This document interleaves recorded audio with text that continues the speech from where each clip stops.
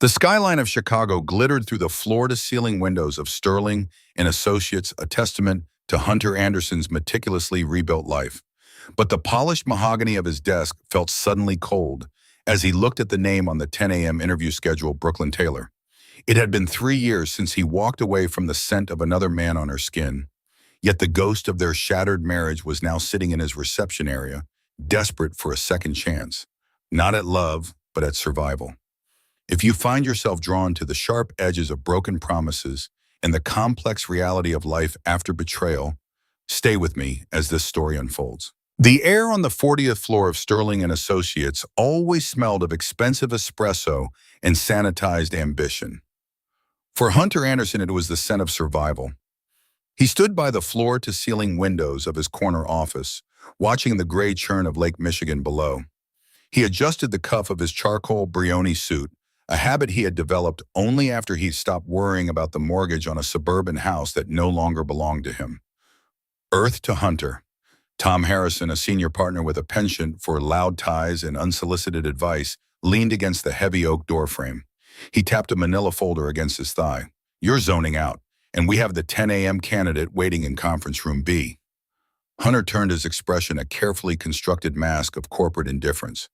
"The junior paralegal position, I thought HR was handling the initial screenings." "Oh, they did," Tom said, his voice dropping a fraction of an octave, the usual boardroom bravado suddenly absent. He walked forward and placed the file on Hunter's pristine glass desk. "But you're going to want to see this one yourself, or maybe you won't. I can tell security to escort her out." Hunter frowned, stepping toward the desk. He didn't need to open the folder. The name was printed in stark, bold letters on the tab: Brooklyn Taylor.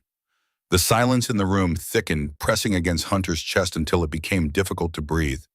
It had been exactly 3 years, 2 months, and 14 days since he had last seen that name, signed in shaky cursive at the bottom of divorce papers. "Is this a joke, Tom?" Hunter's voice was dangerously quiet, lacking any inflection. "I wish it were," Tom replied, running a hand over his jaw. "She applied through the standard portal. Resume is spotless, technically speaking, but she looks different, Hunter. Worn out." Hunter closed his eyes. Instantly, the sterilized scent of the law firm vanished, replaced by the ghost of a memory he had spent 3 years trying to bury, the faint metallic smell of Tyler Black's cologne lingering on the collar of Brooklyn's silk blouse. He remembered the shattered glass of a wine bottle on their kitchen floor, the way she had wept and begged, and the chilling emptiness that had washed over him as he packed a single suitcase and walked out the door. He had left her in the dust of her own betrayal, assuming Tyler Black would build a castle from the ruins. Clearly he hadn't.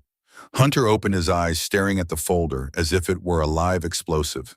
To have her here in the sanctuary he had built from his grief felt like a violation.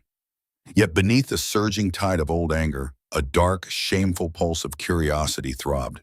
She was begging for a junior-level entry-wage job. The irony was almost suffocating. "Tell her I'll be in shortly," Hunter said, his voice as hard and smooth as marble. Tom hesitated, looking as though he wanted to argue, but the rigid set of Hunter's shoulders stopped him. "Don't do anything you'll regret, man. You hold all the cards now." "That's exactly why I'm taking the meeting." When Tom left, Hunter remained standing by the desk. He reached out his index finger, tracing the edge of the manila folder. His hand, usually steady enough to tear apart opposing counsel in a courtroom, gave a microscopic tremble. He smoothed his tie, locked his jaw, and walked out into the bright, silent hallway. The walk to conference room B felt like a march to an execution. He paused with his hand on the polished chrome handle. Through the frosted glass, he could see the blurred silhouette of a woman sitting perfectly still, her hands clasped tightly in her lap. Hunter pushed the door open, stepping back into the wreckage of his past. The click of the heavy door shutting behind Hunter sounded like the cocking of a gun. He stood at the head of the long mahogany table, the sprawling Chicago skyline framing him like a king in his castle. At the far end sat Brooklyn. Hunter's breath hitched, a microscopic betraying of his composure. This was not the woman who had shattered his world 3 years ago. The Brooklyn of his memory was a creature of vibrant confidence, draped in silk, dripping with expensive perfume and defiance. The woman sitting across from him was a faded photograph. Her tailored blazer was a season out of date and slightly frayed at the cuffs. Her blonde hair, once perfectly styled, was pulled into a severe utilitarian knot. The dark circles under her eyes spoke of sleepless nights and unpaid bills. "Hello, Hunter," she said. Her voice, once musical, was raspy, stripped of its old arrogance. He didn't return the greeting. He slowly pulled out the leather chair at the head of the table and sat, placing her resume on the polished wood between them. He didn't open it. Brooklyn. He tasted the name. It tasted like ash. "When Tom told me you were in the lobby, I assumed it was a mistake, or a very poor attempt at a joke." Her hands resting on the table gripped each other tightly. "No joke, I need a job. At my firm." It wasn't a question. It was a statement highlighting the sheer absurdity of her presence. "It's the only firm in the city that hasn't rejected my application outright." She admitted, her gaze dropping to the table before forcing it back up to meet his cold stare. "The background checks. My credit is ruined. Most corporate firms flag it immediately. I know your hiring process. HR focuses on the skills test first. I scored in the top percentile." "You always were smart," Hunter murmured, his tone devoid of a compliment. "But that doesn't explain how you ended up applying for an entry-level paralegal position. What happened to the trust fund, to the lavish life you were so eager to run toward?" Brooklyn flinched as if struck. The silence in the room stretched taut and agonizing. The hum of the air conditioning felt deafening. "Tyler," she whispered, the name falling from her lips like a curse. "He made bad investments. With my money. With his money. When the debt collector started calling, he disappeared. Left me holding the bag. I lost the house, the car. I have an eviction notice on my apartment door. If I don't get this job, I have nowhere to go." A dark, twisted knot of vindication tightened in Hunter's chest. He had imagined this outcome in his darkest moments, during the nights he had drowned himself in cheap scotch and self-pity. He had wanted her to suffer. He had wanted Tyler Black to ruin her. Yet looking at the broken woman in front of him, the victory tasted metallic and hollow. There was no joy in this execution, only the heavy, suffocating weight of shared tragedy. "You understand the position?" Hunter asked, his voice returning to its sterile, professional cadence. "You'll be fetching coffee, organizing discovery files in the basement archives, and taking orders from associates 10 years younger than you." "I understand. There will be no special treatment. If anything, you will be scrutinized harder than anyone else. If you make a mistake, you're out. If you cause a scene, you're out. If you so much as breathe a word of our past to anyone in this office, you are out." Brooklyn's eyes widened slightly, a flicker of desperate relief breaking through her exhaustion. You're hiring me?" Hunter stood, leaving her resume on the table. He buttoned his suit jacket, his expression unreadable. "HR will send you the onboarding packet by noon," Hunter said, turning toward the door. "Be here at 8 on Monday, Miss Taylor. And don't ever call me Hunter in this building again. It's Mr. Anderson." He walked out without looking back, leaving her alone in the cold, glass-walled room, ignoring the furious beating of his own heart. The basement archives of Sterling and Associates were a stark contrast to the sunlit, glass-paneled elegance of the 40th floor. Down here, the air was perpetually stale thick, with the smell of aging paper dust and industrial floor wax. For 3 weeks, this subterranean maze had been Brooklyn's entire world. She pushed a heavy metal cart loaded with discovery files down a narrow aisle, the squeaking front wheel echoing under the harsh, flickering fluorescent lights. Her fingers were mapped with tiny, stinging paper cuts, and her lower back ached with a dull, relentless persistence. She paused to file a thick stack of depositions into a bottom drawer, kneeling on the cold linoleum floor to read the lower tabs. From the adjacent aisle, hidden behind towering shelves of legal history, she caught the hushed voices of 2 first-year associates. "I just don't get it," a young woman whispered, her tone laced with casual cruelty. "She's pushing 40, right? Why is she down here doing grunt work usually reserved for undergrad interns?"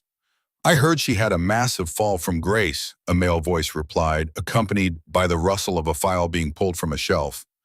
"Some hedge fund guy took her for everything she had, left her completely bankrupt. It's pathetic, honestly. You'd think she'd just leave the city." Brooklyn closed her eyes, resting her forehead against the cool metal of the filing cabinet. The humiliation was a living, breathing thing that sat heavy in her throat every single day. She swallowed it down, forcing the tears back, just as she had swallowed her pride when she walked into Hunter's office. She remained perfectly still, not daring to breathe until the footsteps finally faded away toward the elevators, then quietly resumed her work. 40 floors above Hunter sat at his pristine glass desk, surrounded by the quiet hum of corporate power. The city of Chicago sprawled out before him beneath a pale afternoon sky, but his attention was entirely consumed by the thick manila folder resting in his hands. It was a standard summary of precedents for an upcoming corporate merger, meticulously organized and flagged by the basement paralegal team. His eyes stopped dead at a yellow sticky note attached to the corner of the third page. Refer to Section 4, Paragraph 2. Inconsistencies noted. The air abruptly left his lungs. It was just a handful of words written in blue ballpoint ink, but the handwriting was a ghost rising from the dead. The sharp, aggressive slant of the letters, the distinctive looping tail of the Y, the heavy pressure on the paper, it was a script he had seen 1,000 times before.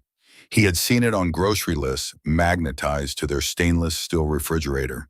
He had seen it on anniversary cards that used to make him smile. He had seen it on the bottom line of the documents that legally severed their lives. Hunter gripped the edge of his desk, the knuckles of his hands turning white against the glass. He had spent the last 3 weeks perfecting the art of ignoring her existence. He made sure their paths never crossed in the break room. He routed all of her assignments through a mid-level manager. He had convinced himself that she was just another employee ID number in the firm's payroll system. But this small handwritten note shattered the illusion. It was an intimate intrusion into his sterile, carefully guarded sanctuary. He stared at the note, a treacherous wave of memory washing over him. He remembered the way she used to chew on the end of her pen when she was concentrating late at night, her brow furrowed in that specific way. He hated that he remembered. He hated that the mere sight of her handwriting could still make his chest ache with a profound grief he thought he had conquered 3 years ago. With a sudden, sharp motion, Hunter peeled the sticky note off the document. He crumpled it into a tight ball and threw it into the sleek wastebasket beneath his desk. He smoothed his tie, took a deep, stabilizing breath, and forced his eyes back to the typed text. But for the rest of the afternoon, he couldn't focus on the merger. All he could see was the ghost of blue ink, and all he could feel was the dangerous, fraying edge of his own control. It was past 11 on a Friday night, and the towering glass structure of Sterling and Associates was a hollow, echoing shell. Outside, a violent thunderstorm battered the Chicago skyline, rain lashing against the windows in angry sheets. Hunter loosened his tie-the knot, feeling like a noose after a 14-hour day. He killed the lights in his office, his mind exhausted but restless, and made his way down the dim carpeted hallway to the elevator banks. He pressed the down button. A soft chime echoed in the emptiness, and the heavy stainless steel doors slid open. Hunter froze. Standing in the back corner of the carriage, clutching a heavy cardboard banker's box to her chest, was Brooklyn. She looked up, her eyes wide and startled. The harsh overhead light of the elevator cast deep shadows under her cheekbones, emphasizing the hollow, exhausted line of her jaw. For a second, neither of them moved. The universe had a cruel sense of humor, shrinking a city of nearly 3 million people down to a 6x6 steel box. Swallowing the sudden dryness in his throat, Hunter stepped inside. The doors closed, sealing them in a suffocating silence. The descent began. Hunter stared straight ahead at the brass floor indicator and watching the numbers tick down. 38, 37. The air in the cab felt too thick to breathe. He could smell the faint scent of rain on her coat mixed with the dusty metallic odor of the basement archives. It was a jarring contradiction to the expensive floral perfume she used to wear. 25. Without warning, a massive clap of thunder shook the building. The elevator gave a violent mechanical shudder, halting abruptly. The sudden deceleration threw Hunter off balance, his hands shooting out to grip the railing. The bright overhead panels flickered, buzzed ominously, and died. Absolute suffocating darkness swallowed them. A heavy thud echoed through the cab as the cardboard box slipped from Brooklyn's grip, files spilling across the floor. "Damn it," Hunter muttered, reaching for his phone in his pocket. "It's a grid failure. The backup generators should kick in within a minute." A second later, a sickly, amber emergency light flickered to life in the corner of the ceiling. It cast a dim, eerie glow over the carriage. Hunter turned to look at Brooklyn, fully intending to offer a cold professional reassurance. The words died in his throat. She was backed into the far corner, her hands pressed flat against the stainless steel wall. Her chest heaved with short, erratic gasps. Her eyes were fixed on the closed doors, wide and unseeing, the slow, grueling torture of the past 3 years. The betrayal, the ruin, the poverty, the daily humiliation of the basement had finally found a crack in her armor. The enclosed darkness had shattered her. "Brooklyn," Hunter said, his voice sharper than he intended. She didn't respond. A jagged sob tore from her throat, her knees buckling slightly. She was suffocating on her own panic. Hunter's first instinct was to step back to let her drown. He had spent years drowning because of her. But as he watched her slide down the wall, clutching her chest as if her heart were giving out, the icy fortress he had built around his soul began to fracture. He crossed the small space before his pride could stop him. He knelt in front of her, the discarded legal files crunching beneath his expensive leather shoes. "Look at me," he commanded, his voice dropping its corporate edge, revealing the rough human tone beneath. She shook her head blindly, her breathing spiraling out of control. Hunter hesitated. The boundary between them was a minefield, but she was entirely untethered. Slowly he reached out and wrapped his large, warm hand around her trembling wrist. The physical contact was like a live wire. A violent jolt of electricity shot up Hunter's arm, a terrifyingly familiar warmth that bypassed his brain and struck directly at his chest. Brooklyn gasped, her frantic eyes finally snapping to his face, anchoring onto his steady gaze in the amber gloom. "Breathe," Hunter instructed quietly, his thumb instinctively, disastrously smoothing over the racing pulse at her wrist. "Just focus on the light. You're fine. I'm right here." For a long, suspended moment, time ceased to exist. There was only the storm outside, the erratic hammering of their pulses, and the agonizing heat of his hand on her skin. She stared into his eyes, the barrier of their ruined past dissolving in the raw terror of the present. Suddenly, the overhead lights snapped back on with a blinding flash. The elevator jolted, resuming its smooth descent. Hunter dropped her wrist as if he had been burned. He stood up immediately, stepping back to his side of the carriage, his jaw tight, his breathing shallow. Brooklyn slowly pushed herself up from the floor, her hands shaking as she smoothed her coat, the ghost of his touch burning on her skin. When the doors finally opened to the grand, empty lobby, neither of them said a word. Hunter walked out into the storm, entirely unsure if he was escaping her or escaping the terrifying realization that he still cared. Tuesday morning brought a crisp, unforgiving sunlight that flooded conference room A. Hunter sat at the center of the massive oak table, reviewing the final term sheets for the acquisition of a mid-sized logistics company. It was a standard tedious proceeding. He checked his Rolex 10:15. The opposing counsel from Vanguard Legal was late.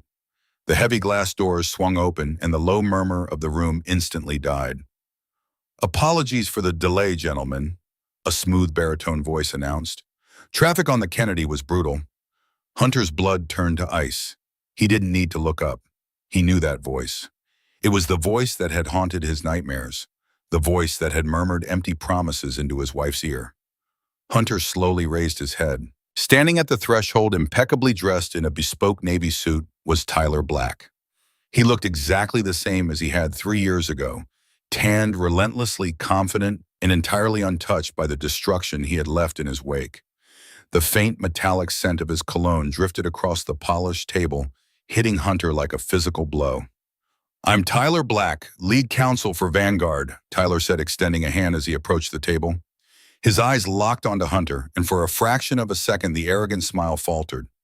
Recognition flared, followed by a dark, calculated gleam of amusement. "Hunter Anderson," Hunter replied, his voice dangerously soft. He stood, forcing himself to extend his own hand. The handshake was brief, a clash of cold skin and unspoken warfare. Hunter's knuckles ached with the suppressed urge to drive his fist into Tyler's jaw. "Small world, Mr. Anderson," Tyler murmured, taking the seat directly across from him. "Let's stick to the acquisition, Mr. Black," Hunter said, sitting down heavily. Every muscle in his back was coiled tight. He needed this meeting to end. He needed the air in the room to stop suffocating him. But the universe, it seemed, was not finished extracting its toll. 10 minutes into the tense negotiations, the side door of the conference room clicked open. Hunter's stomach dropped.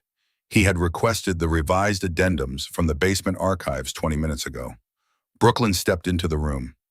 She was carrying a stack of blue folders, her eyes fixed entirely on the floor, as she navigated quietly toward Hunter's side of the table. "Here are the revised drafts, Mr. Anderson," she whispered, keeping her voice low so as not to interrupt the proceedings. As she placed the folders on the glass, Tyler suddenly stopped speaking mid-sentence. The silence in the room became absolute, heavy, and lethal. Brooklyn froze. The shift in the atmosphere pulled her gaze upward. Across the table, Tyler was staring at her.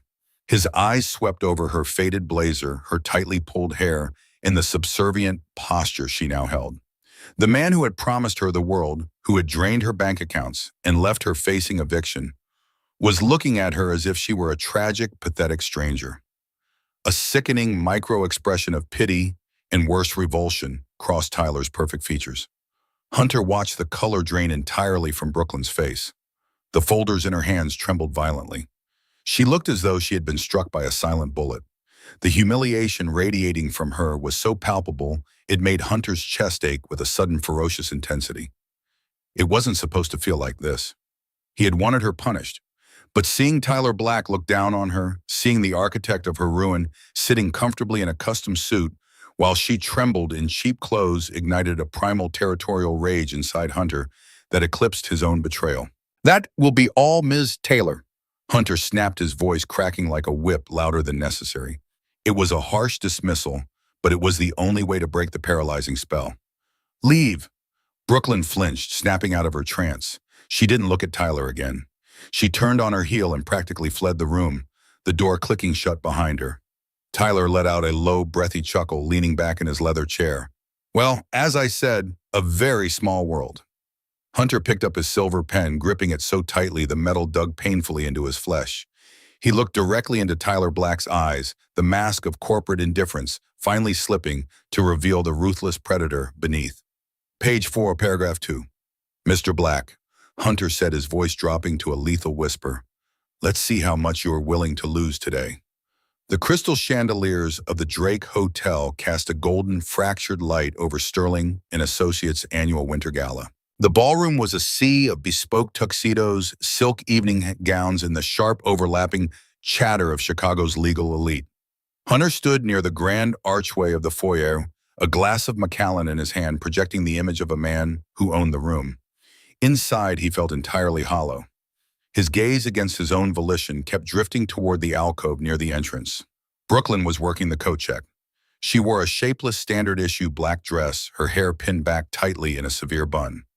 She was systematically taking heavy wool overcoats and fur wraps from the firm's wealthiest clients, handing out small numbered tickets with a polite robotic nod. The contrast between her current station and the woman who used to attend these very galas on his arm, draped in emerald satin, commanding the attention of every room, was a jarring, painful reality to witness. Hunter took a slow sip of his scotch, trying to burn away the tight knot in his throat. He turned to leave, to lose himself in the crowd, when a loud, booming voice echoed from the alcove. "Well, if it isn't the infamous Brooklyn." Hunter froze. He recognized the voice immediately. Richard Vance, a prominent real estate developer and one of the firm's most lucrative, albeit abrasive clients. Hunter turned slowly. Vance was standing at the coat check counter, his wife shivering slightly in diamonds beside him.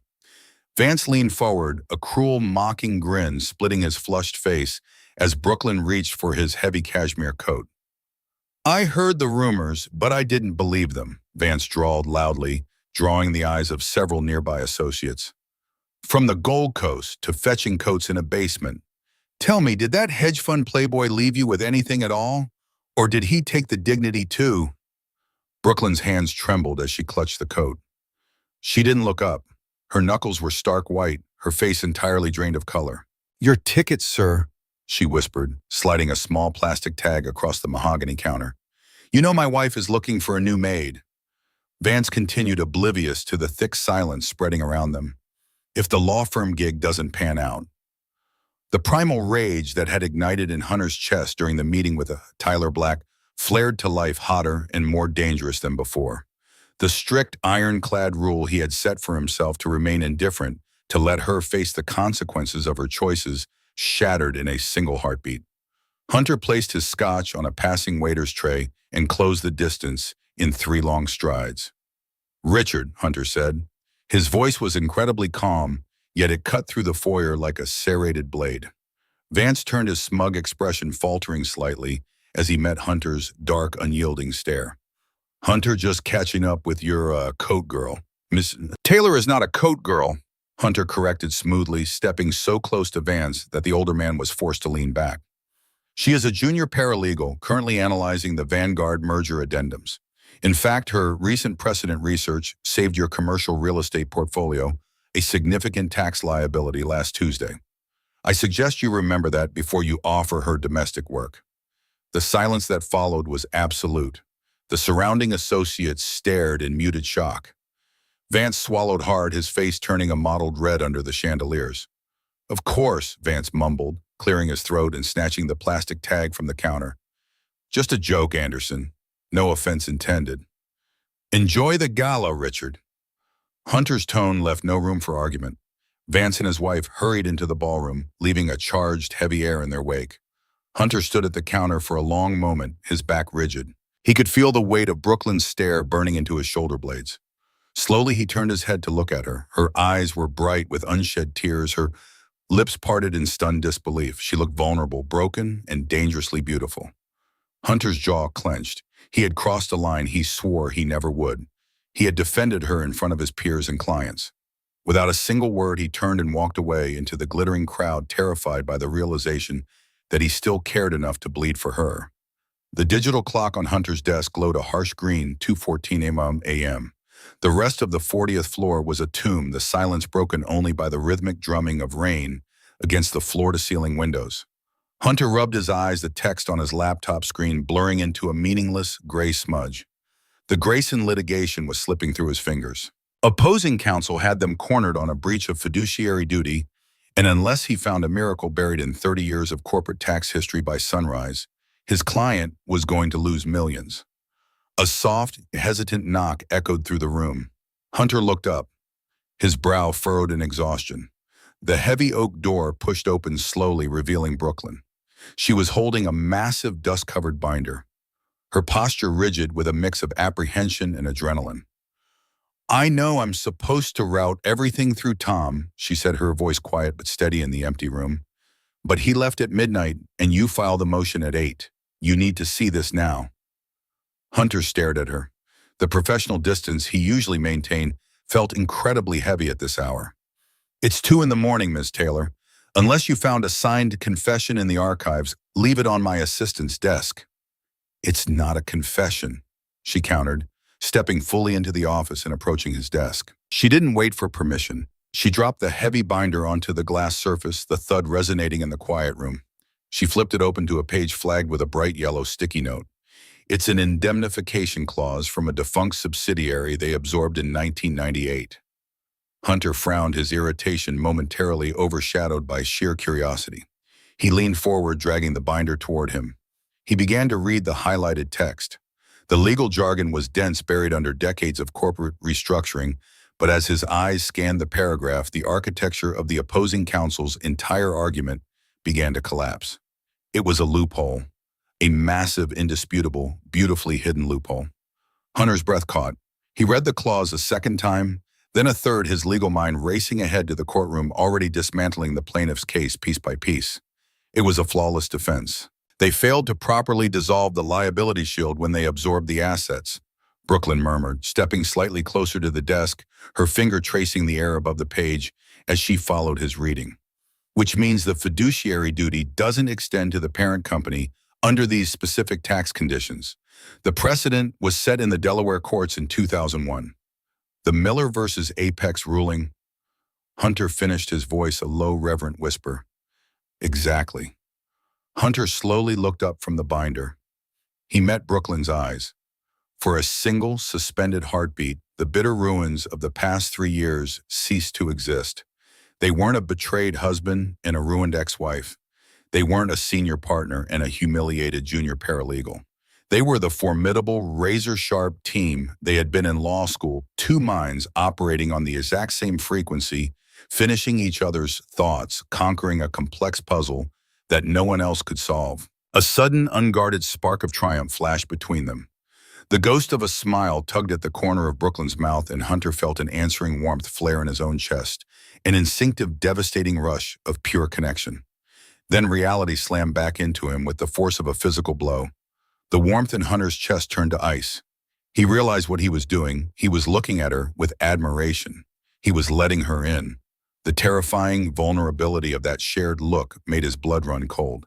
He abruptly stood up his chair, rolling back harshly against the hardwood floor. The sharp sound severed the invisible wire between them. Brooklyn physically recoiled, the ghost of her smile vanishing instantly, replaced by the familiar, haunted apprehension she wore like armor. "Draft the motion," Hunter ordered, his voice deliberately flat, stripped of all the shared excitement from a moment ago. "Have it on my desk by 7. Brooklyn swallowed hard, her eyes dropping back to the floor. The heavy, oppressive dynamic of their new reality settled over the room once more. "Yes, Mr. Anderson?" She turned and walked out of the office, closing the door softly behind her. Hunter remained standing, staring at the brilliant, life-saving document on his desk, his hands trembling as he realized that hating her was easy, but forgetting why he had loved her was going to destroy him. The adrenaline from filing the Grayson motion had long since faded, leaving behind the grueling reality of trial preparation. It was Thursday night, nearing 11 o'clock.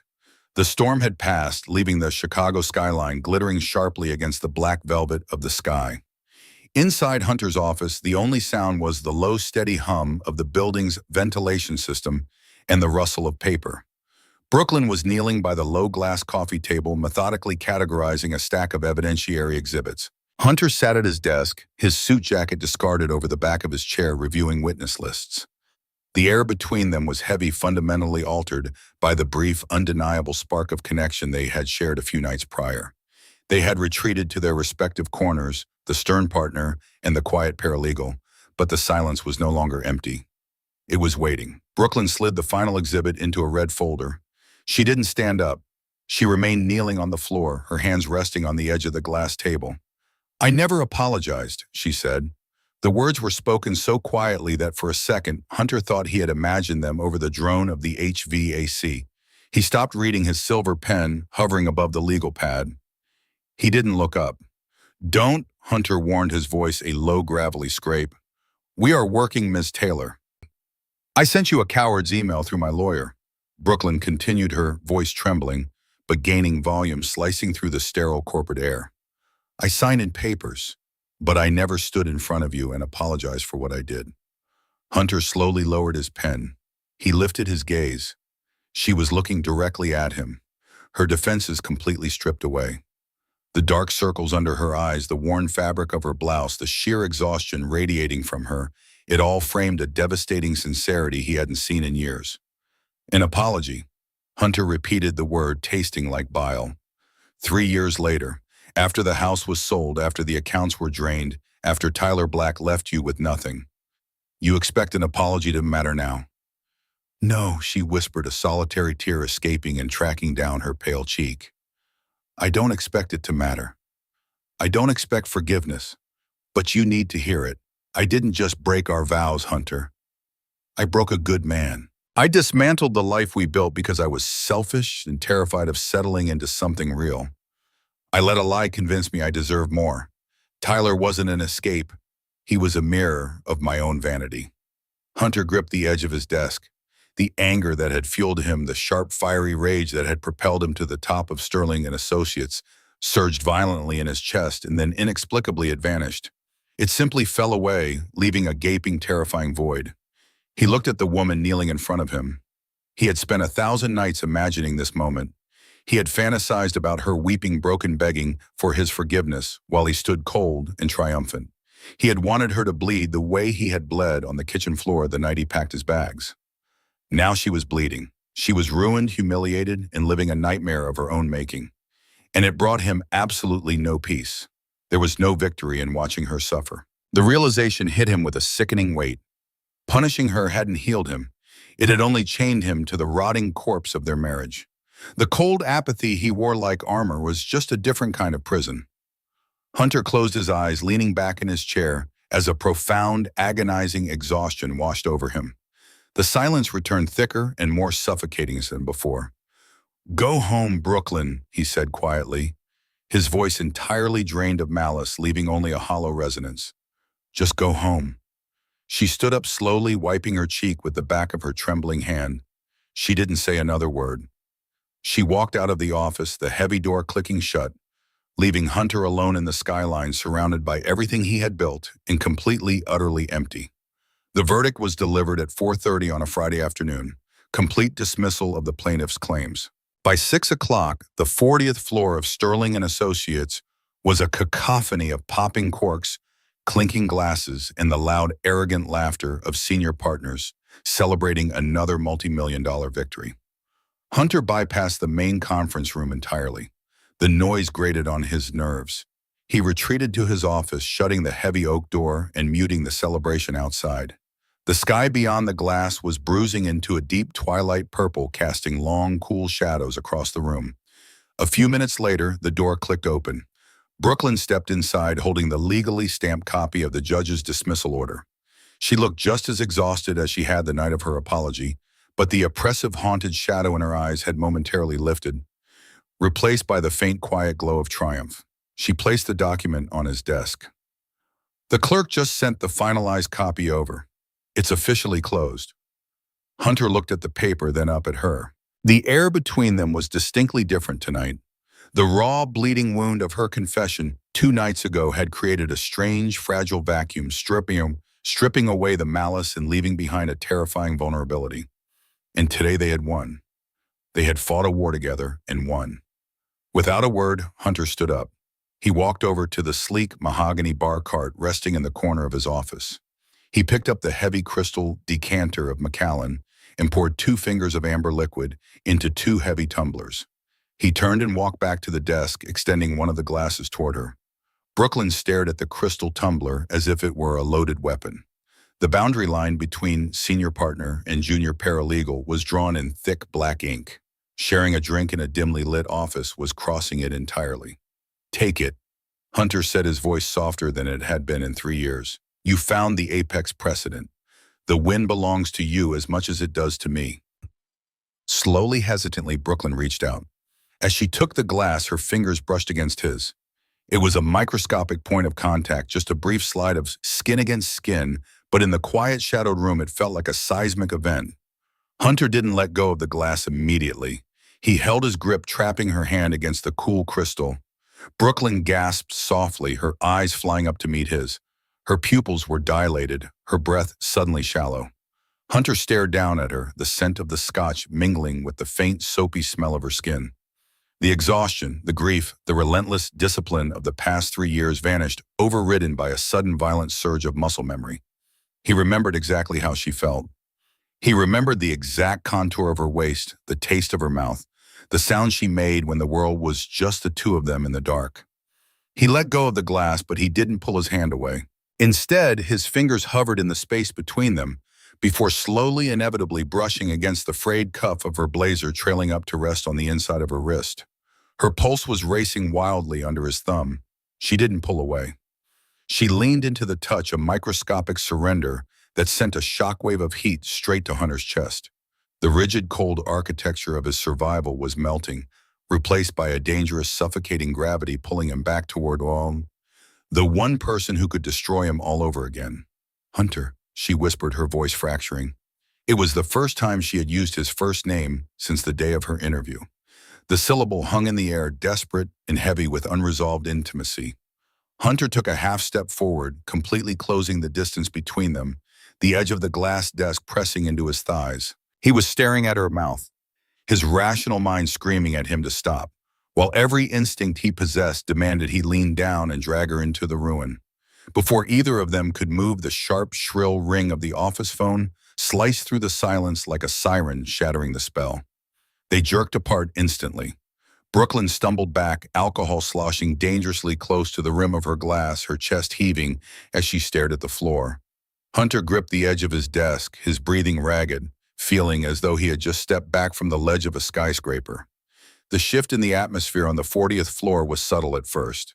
It was the sudden cessation of murmurs when Hunter walked past the break room.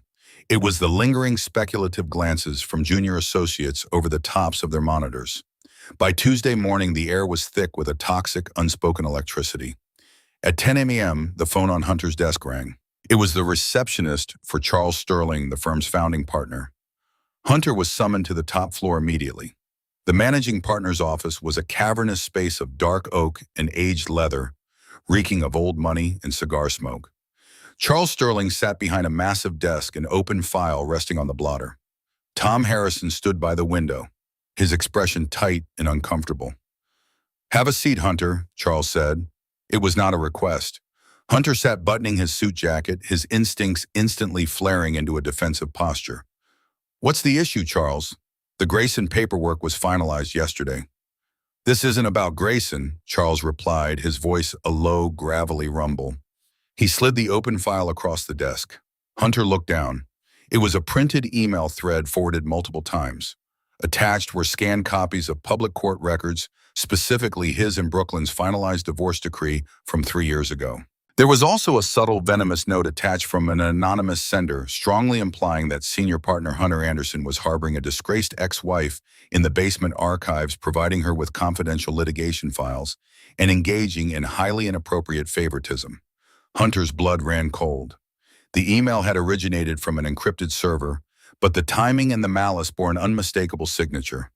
Tyler Black. Tyler had lost the Vanguard negotiations, endured the humiliation in the conference room, and realized exactly where Hunter was vulnerable.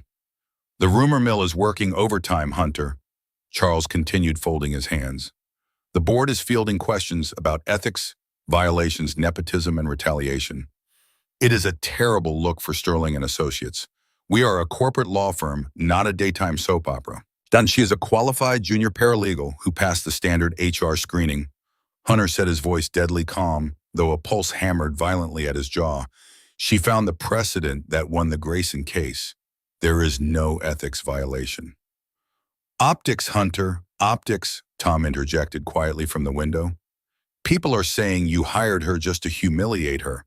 Others are saying you're sleeping with a subordinate. Vanguard's legal team is heavily implying to our mutual clients that our internal structure is compromised. Tyler Black is throwing a tantrum because I dismantled his term sheet."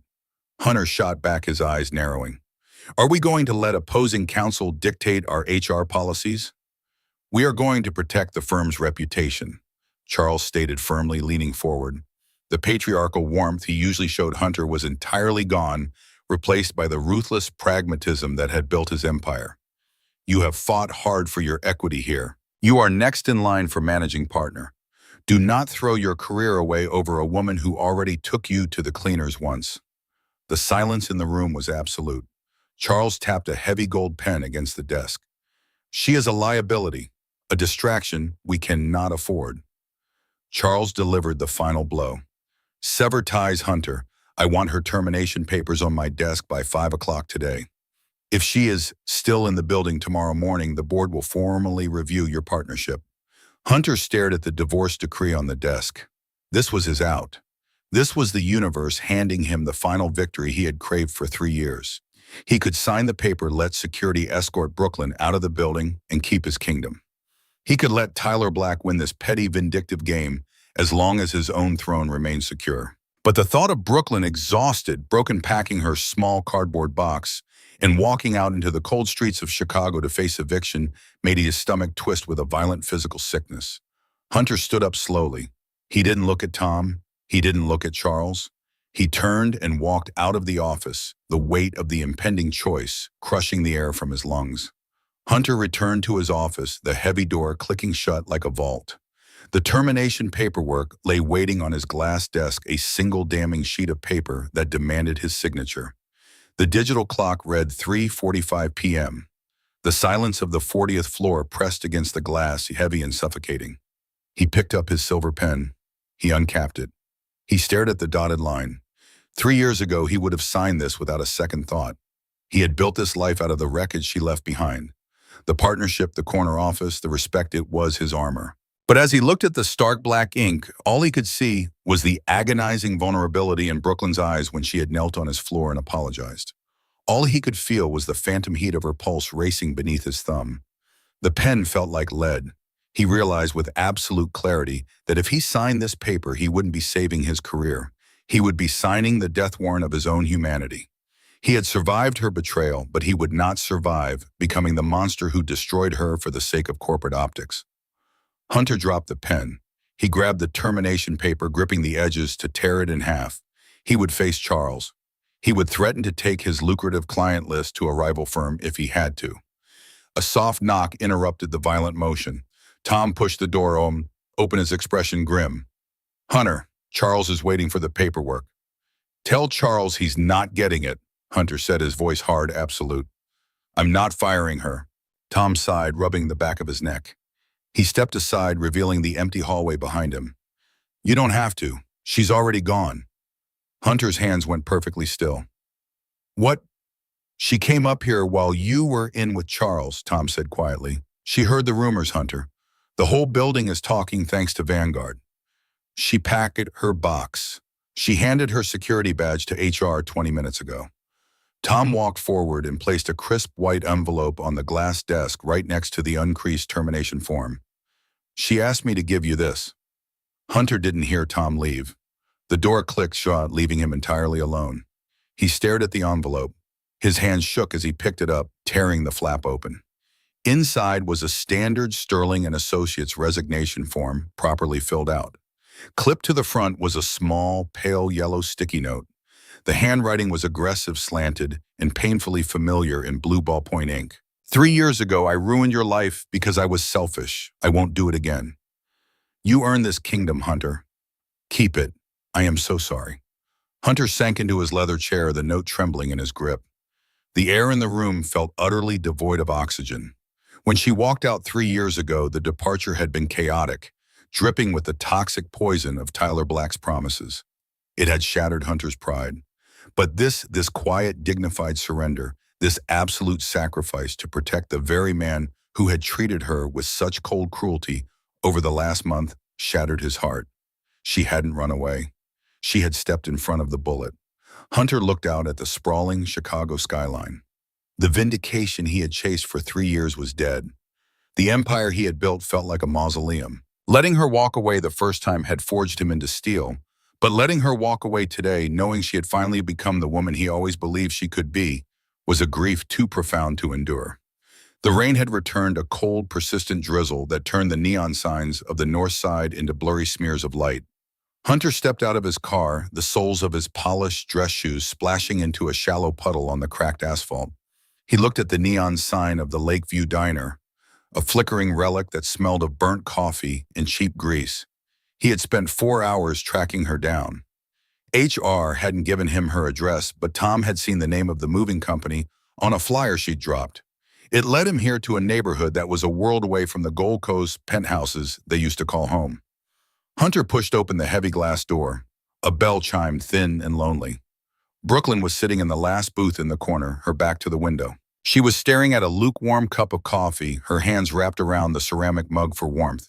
Beside her on the vinyl seat was her small cardboard box from the office. She didn't look up until he was standing directly in front of the booth. When she finally raised her head, the shock in her eyes was so profound it bordered on pain. "Hunter," she breathed, her voice barely audible over the hum of the diner's refrigerator. "You shouldn't be here. If someone from the firm sees you—" "The firm can go to hell," Hunter interrupted, his voice low and steady. He didn't wait for an invitation. He sat down in the booth across from her.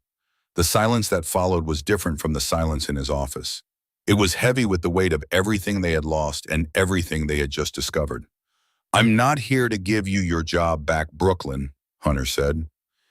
He watched her flinch, her fingers tightening on the mug. "And I'm not here to tell you that I've forgiven you. I don't know if I ever can. What happened 3 years ago, it left scars that aren't going away." Brooklyn looked back down at her coffee, a solitary tear splashing into the dark liquid. "I know. I'm not asking for that. But," Hunter continued, reaching across the laminated table. He didn't touch her, but he kept his hand visible, palm up. "I'm also not the man I was a month ago. I thought watching you suffer would make me whole. I thought seeing you at the bottom would finally balance the scales. It didn't. It just made me realize how much of myself I had buried just to keep hating you." He looked around the dingy diner, then back at her. "You resigned to save my partnership, to protect my kingdom. But the truth is the kingdom feels pretty empty without the one person who actually understands how I built it." Brooklyn finally looked at him. Her eyes searched his face, looking for the coldness that had defined him for years.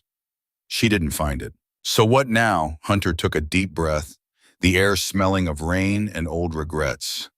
"Now we stop pretending. We stop being the partner and the paralegal.